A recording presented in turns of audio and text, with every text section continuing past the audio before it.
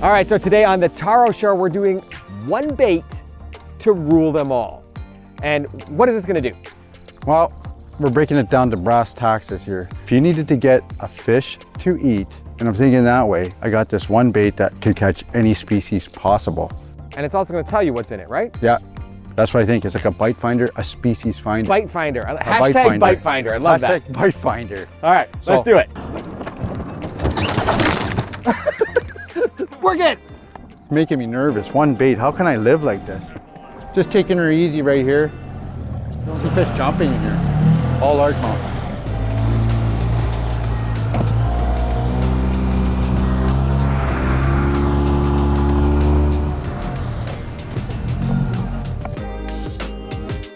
Okay, so Taro, start by telling the people what is the one bait to rule them all, the hashtag bite finder. Some dude named Ned came out with this idea that seemed ridiculous. Just a little stub of floating rubber, and he uses a little, kind of like a dense jig head with a little keeper on there. That keeper's key with this floating rubber. I'm gonna start with the old Ned Wardo. All it is a little cucumber piece of worm. It's made of floating rubber. So this will stand up in the water and kind of tease fish. And all I do is rig it from the center of the bait, push it up, right onto this little keeper. This keeper is important. That's gonna hold that floating rubber. You kind of push it on there. You can't, it's hard to use this on a traditional jig head. So these Ned heads with that little keeper is really important. Just keeps it on there forever. How deep is it right here, do you think? I think it's really deep. Oh yeah, look at it. It goes steep right there, eh? It smells fishy. Right here is the only rock face kind of area in this, in my view anyway. So it's a real standout spot.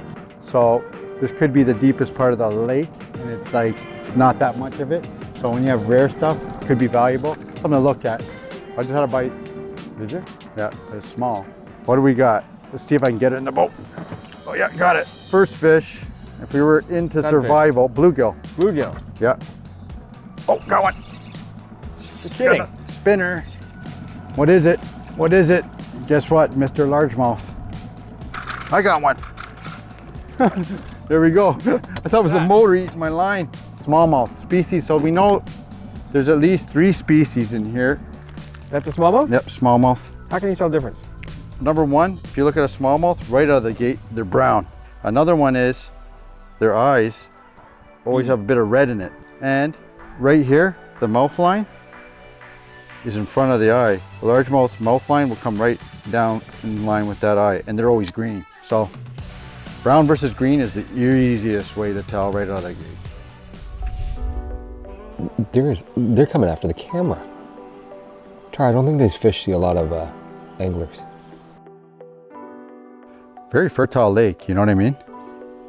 This area is kind of fertile. Like we could just put a net in. Yeah, maybe. It's real. We got him. Another species? Come on, give us another species. Smallmouth. Another smallie. Okay, so this side of the lake, it seems to be the smallmouth So far. crew. Yeah. We saw largemouth coming out. Didn't fish him yet. But yep, he went in the pads and got it, where a largemouth or a pike might typically live. Nice. So what was the characteristics of a largemouth again? Right out of the gate, if you're comparing a largemouth to a smallmouth, it's very green. You can see the eye's not as red at all. They usually have like a black line. Right here, you can see one black line, whereas a smallmouth might be just all kind of brown and little dots. And when you close the jaw, see that, Jeff? Starts behind the eye. Yeah, just behind or right in line with it, where the smallmouth's mouth will be up here in front. Oh my God. Largemouth. Tons of largemouth in here. Yeah. Where's the big ones? Where's your mama? Oh, that felt like a big bite. Ooh. Nope. Largemouth. Boy, did he thump it. I don't know if that's the same fish that just hit me, but I felt a thump. A lot of these guys in here. A lot of them. We wouldn't be hungry. There's a fish. What is that? Whoa. Different species? Nope, same. Bigger though. Largemouth. Okay. They're everywhere. That looks like the point, but in reality, the point of this structure might come out to here, and this is where it's at. So Yeah, with no fish finder, you know, use the little clues to make you imagine what's really down there. Got one. Textbook. Cool when you're kind of like your eyeball actually becomes a reality. Not bad either, right? A little bit deeper. And that might be our best one. I gotta come back to this lake, man. Beauty, chunky.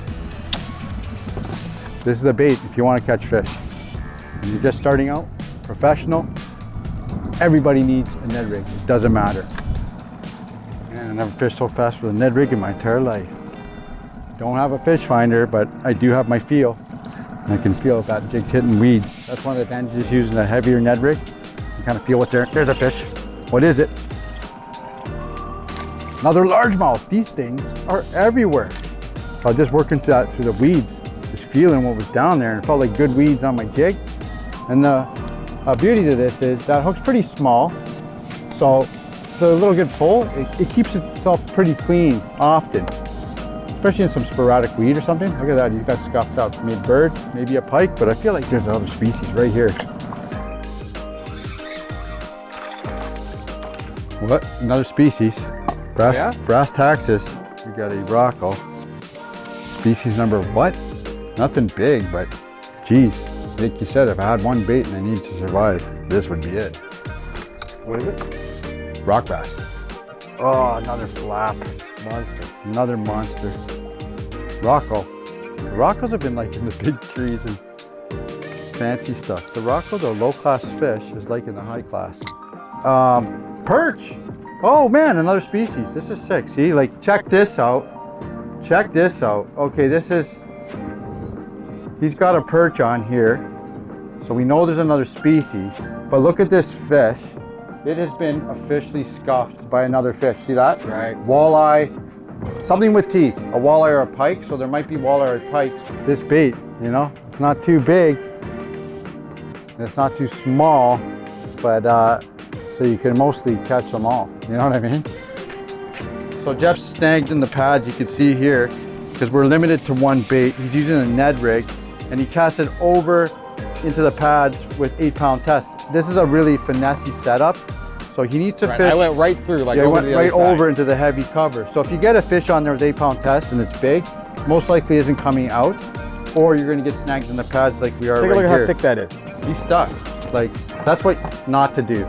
This is like So, trying to swim yeah. this through celery. I got a different fish. This is a different fish, guys. Oh, another species, Jeff. Look at this on that weed edge. So we found another species for sure. Ned rig got a pike, a little dirt. Oh, there it is. The pike. The that you downside, like you said, if you had to pick one bite to catch species, this would be it. But with pike and Ned rig and getting bites, you don't really want to run a metal leader with it if you want to get a lot of bites. But you could if there was only pike. You know what I mean? This is a big discovery. We didn't know for sure if they were in here. Is there any big ones? I don't know. Got one. Oh, is it because I'm pulling? Smallmouth. So this bait is, if we need it to survive, no, largemouth. Largemouth is the species in here. This is the one, very prolific. Look at another gouge. Something scuffed this fish again, but we know there's pike.